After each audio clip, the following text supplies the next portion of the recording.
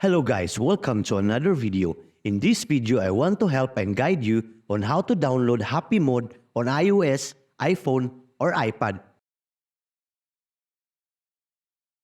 in easy way. So please watch this video until the very end so we can't miss any steps on how to download Happymod on iOS, iPhone, iPad process. Now, let's jump into the video.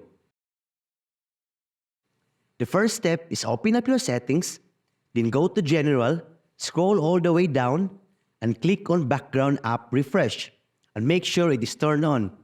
Once it is done, go and open up your browser, Google Chrome or Safari. And then here just type and search happymod.com.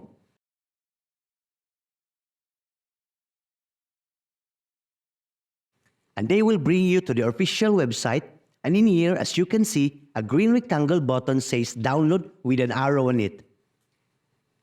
Now click on that, and as you can see, it has started downloading.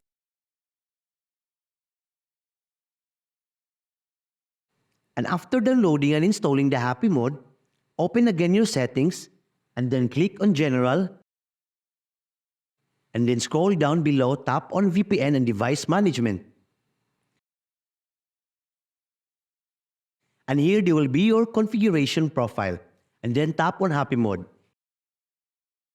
It will appear over here. Right now, it is not available on my device, but I'm sure it will work on you guys. And that's it. So before we end this video, please hit like, share, and subscribe if you are new here.